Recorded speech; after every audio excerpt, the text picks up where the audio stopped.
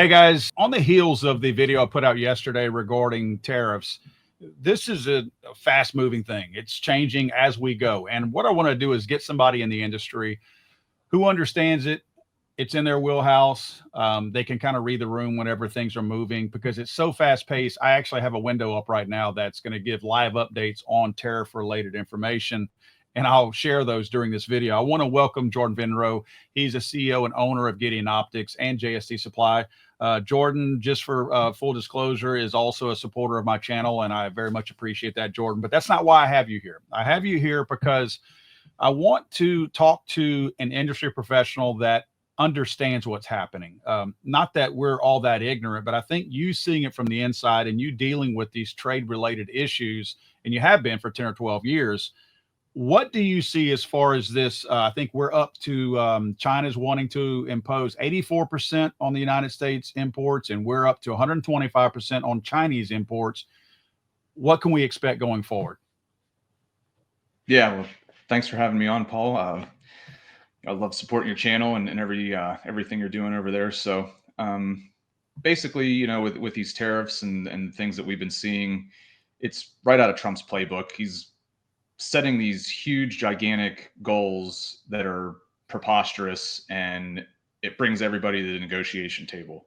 So it gives them a starting point, just like you've seen with, we talked a little bit ago about Taiwan offline, and I think they're at zero or very minimal, and we do get some parts from there on occasion. So I don't think it's going to stick with China. I mean, it's a huge deal. A lot of the parts, all the electronics I'm looking at right now to be on this video with you are probably all 100% made in China. So everything that, Americans touch on a daily basis comes from China. So I don't think that this 125% is going to last, I don't know, more than a couple of weeks. I mean, folks way larger than me that, Apple, for instance, I mean, all of their stuff, or the majority of their stuff's made in China. They're a $1 trillion company. They're not going to sit back and just let this happen. And they'll express their views and what they think should happen between China and the United States. So I think it's just, like I said, negotiation. I don't think it's here for the long haul, but in the event that it is, some things are going to change and probably change pretty significantly as far as supply chain and actual cost of physical products that make it here from China. In the video I put out yesterday, I talked about how, again, I don't know Trump. I just know of Trump and what I see of him. And it looked pretty remarkable to me how it at least gave the outward appearance that what he was doing is he knew that China was our biggest piece in this whole trade thing, but he rolled out tariffs on everybody to make it look like he was being inclusive to everybody. And hey, this is the way it's going to be. And it again gave the outward appearance that a lot of these countries ran to China like, hey, United States is imposing these tariffs on us. We're going to need you to help us out. And in turn, we'll buy all of our stuff from y'all instead of the United States. And China's over here going, yes, we got the United States now. We don't have to budge on our tariffs because all these countries are coming to us. Then Trump immediately either makes agreements with or immediately lowers all those tariffs to 10% on all the other countries. So they all now, who were forward facing to China, go back to these original agreements they have with the United States. So it makes Trump looks like a genius, because China was thinking, now I'm going to have all the United States business they can't do without me, meaning the United States. And now all that business went right back to the United States. So China is left out kind of on an island by themselves. Whether that was planned or not seems pretty ingenious to me, because it almost forces China's hand, because they saw what could have been and immediately got taken away from them. I'm curious, is that how China thinks? Do they see it like that? Or do they just see, doesn't matter who's coming to them or who's not coming to them, I'm going to stick to my guns, and this is how I'm going to do our tariffs going forward regarding the United States specifically? Yeah, it's hard to say. I don't know what, I'm not well versed in Chinese politics, but I think they're going to come to the table. They're going to have to, where the United States has to be their largest export. Maybe it's not, I don't know. I've not looked. It doesn't change my life one way or the other, I guess, where China exports to. But with all these other countries now putting pressure on China to come to the table, like you just said. Whether that was planned or not, I'm sure he'll take credit. Trump will take credit Right. that it was planned and this is Right. exactly what Of he course. wanted. So, which that's fine. Congratulations on that. But I think they'll come to the table. I don't think this is going to last too terribly long, but you have to prepare, I guess. Well, to your point, you are right. We are their biggest. We import more from China than anybody else does, and that's kind of the other thing. I've had people push back to me saying that China doesn't need the United States. No, they absolutely do. They're already right on the verge of a recession already in China. Their economy is not doing very well right now. They can't not have the United States. They can't just say, well, cool, you're 84, our 125%. We're just not going to do business anymore. It doesn't work like that. Yes, will it hurt us? It will, but it won't send us into a spiraling recession. Like they're already, if they're not already on the verge of a recession, they're in a recession right now. So their economy absolutely can't do without us. That's why I think we have more of the leveraging power, even though it seems like they might have a lot of leveraging power. Yeah, I totally agree. They need us. In the short term, let's say this sticks, we can eventually find a Taiwan or Japan or wherever, Vietnam, Right. to produce some of these things that we were formerly getting from China. And maybe things will cost a little bit more, but it's just the Yeah. way life is going to go in a global economy like this. And You mentioned something just then that's making me think out loud. Taiwan is capable of doing anything as good or better than anything China has ever produced and sent to us. We know that. What does this do for relations now? Do you think that this is going to be more of a wedge that gets driven between the China Taiwan issue that we're seeing that we've seen? They're already claiming Taiwan as their own, and Taiwan's functioning as their own independent government. If we end up getting Taiwan to assume more of the responsibilities that China is fulfilling right now, what does that do as far as not forcing, but putting more pressure on China to militarily do something with Taiwan? Do you think that moves the needle at all? probably, I mean, China thinks it's theirs, like you said already, and Taiwan doesn't agree. Right. And they're an ally of ours. So I'm sure it's going to turn the heat up a little bit. I don't know if that plunges us into a war or not, but hey, I don't know if America's ever seen a war they didn't want to get involved with. So any True. reason to keep that machine humming right along, I guess. But That's true. I'm curious what Gideon, obviously, I'm very familiar with your products. There's a lot of companies out there that are going to be, let's just stick to just the optics world. What companies out there that people may not be aware of are going to be affected by this if in fact this stays with China, the high tariff rates? essentially all of them, any brand name that you can think of, Vortex, Leopold, Hollow Sun, of course, Swamp Fox, Primary Arms, all of those folks, and a myriad of others that are smaller, like Gideon and some others similar to us. We all get something from China. Now, some of their higher end stuff, Leopold's made, in the States for a lot of their higher end things. Vortex is similar. Primary Arms just came out with a really fascinating red dot that's 100% sourced down to the box and ink printed on the box, from what I was told. So there are solutions out there. Hmm. They're just more costly than what we're currently providing. Right.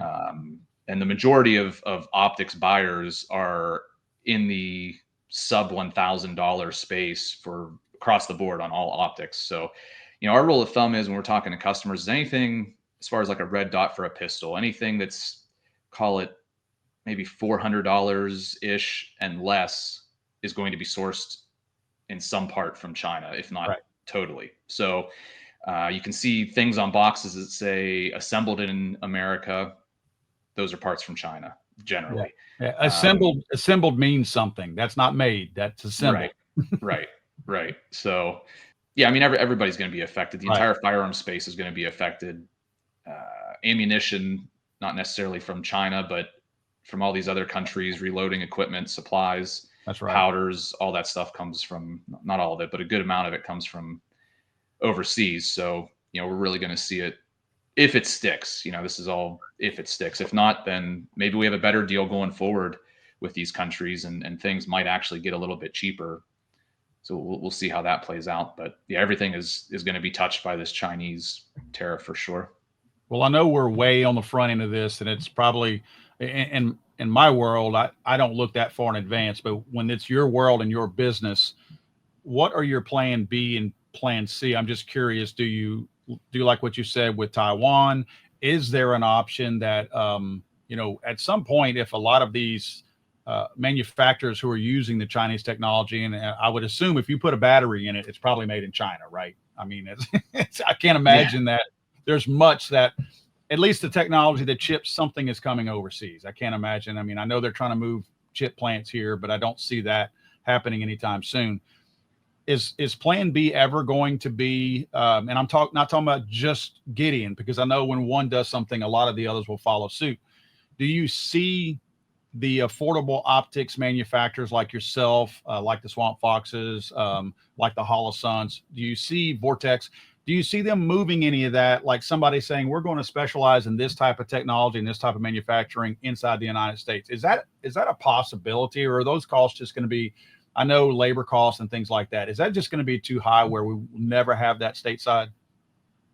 No, I think we'll get here. Everybody, maybe I shouldn't say everybody, but everybody that I know in the optics space, their goal is to have U.S. manufactured optics. It's just wildly expensive right now. Right. So eventually it'll get there. And with Sig Sauer just opened a plant or upgraded a plant to manufacture some optics here, Hmm. and they have this really cool robot that takes the glass and with lasers and whatever high tech nerd stuff, adjusts it in the optic and glues it in, and kind of sets everything by a robot. So if we can get robots to do it, Right. there is no labor cost or very minimal. One technician is servicing 20 machines, say. I don't know, I'm making it up, but Right. if we can get to that point, there's no stopping what we can make here. But it's just the fact that getting it there, the technology's here. We just need to get it dialed in for this specific use. Well, I know a lot of those CNC machines are made in Germany and in Europe. Let me guess, that robot's made in China that Sig's using. Yeah, probably. Right. Well, I'm curious. Let's talk about something. Change gears before we get out of here. You were right down the road from Butler, Pennsylvania. Any updates on anything, whether this where Trump was obviously the attempted assassination? Any updates that you're hearing from local PD, state police, or anything regarding investigation or any additional information? Because again, we don't know what we don't know, and we don't know a lot right now. Yeah, there was some lawsuit, a civil lawsuit, I believe. I don't know the details of it. It sounded kind of fluffy and not much substance, but it was against, I think, Josh Shapiro or governor, and Oh maybe the yeah, district attorney or something. Did you see wasn't that, it a Jim? lady that was Yes, a suing? lady did it. Yeah, Yeah. I recall that. I think I did a story on that. I don't remember what the grounds was that she did that, but she was claiming a cover up, like that he had something to do with it, I believe. Yeah, that's what she's saying and claiming. I don't know one way or the other. That seems pretty extreme, but Right. uh, it's the government. Who knows? They do Yeah. extreme things, but I don't know. That's probably not going to go anywhere. We just had these I guess it's the hands off protests that hit across Right. the country maybe a week ago or something. They were protesting right at the farm show grounds, right there. And there were some nasty things said about the gentleman that lost his life that day as well, Corey. So that made its rounds here locally, and that's sick to see. This guy was there with his family, whether you like Trump or you don't like Trump or any of these things. He was protecting his family, and ultimately, paid the ultimate price a dad and a husband can pay Right. for your family. And we have some sick people out here that are trying to politicize that. And And I don't think any so, of us are surprised by the levels that those people will stoop. So, I mean, even though it can be shocking, it's certainly not surprising to us. That's for sure. right, Well, absolutely. Jordan, look, man, I wish Gideon all the best in this, and all the other optics companies too, because I know that everybody's going to be affected. So I'm hopeful that a lot of this stuff between China, and again, it changes. In fact, let me glance real quick if anything has changed. Yeah, it may have changed since we were talking. No, we're still at 84 and 125. So I mean, nothing Okay. has changed yet. But I know that they're definitely eager to change, because that was the other thing. A lot of the other tariff numbers that Trump had, even the ones dropped down to 10%, he had yesterday decided there was going to be a 90-day pause on those, but not China. So Right. my understanding is that's happening right now. So those, I don't see those other countries are probably more in negotiations right now with the White House, but no changes that we'll probably hear publicly. But the China stuff, I imagine that's still going to be changing by the hour because it has to. I think both countries kind of need it to. And look, I'm one of the first ones, Jordan, that will say I would love to buy everything American made. I can't afford to buy everything American made if everything were American made. I don't make that kind of money. I mean, again, it's a great noble thing to say that, you know, if anyone that's watching this right now that says every single thing I buy is American made does not know where every single thing that they purchase comes from. And I will say that emphatically. I will challenge anyone to prove to me that they don't buy, eat, use, sleep on, sleep in, whatever, something that's not made overseas. So it's a fact that we have to solve this tariff related issue, or else costs do go up if we do try to bring every single thing inside the United States. So I think it's definitely something that we have to address. Yeah, absolutely. Yep. Jordan, thanks for joining us. Where can people go to check on the stuff that Gideon has now? Because obviously, if you want it at a non-tariffed rate, you better get it now, because you guys did stockpile a little bit foreseeing some of this happening, because obviously that's what Trump ran on. Where can people go to check your stuff out? Yeah, absolutely. GideonOptics.com, Instagram. We're on all the socials, Twitter, Facebook, whatever. And then we have a host of dealers and distributors too, Optics Planet, AIM Surplus, and several others. So any of them, pricing's still good for a little while. We stockpile a little bit. We don't go too crazy, so we'll see. Get it now. Well, I've got mine, so I'm good for now. We'll talk to you soon, Jordan. You too, right? Yeah, I got a couple sitting here. I was looking at this one's there you new. Go. Is that one of the new ones? So yeah, that just released yesterday. I saw your video. Didn't you guys release 3 optics yesterday? Yeah. That's kind of that's the Judge 2. It's a little heavier duty than the original Judge, a little bigger window. So if that's what you're needing, and then that's all I got sitting here right this second. We have a much larger window, like a competition size window for the RMSC footprint, and then an enclosed RMSC footprint. Okay. So, and those items are on the website? Yeah, they're on right now. Yep. Okay. Once again, Jordan, I appreciate you joining me on this, and best of luck on everything. Thanks for having me.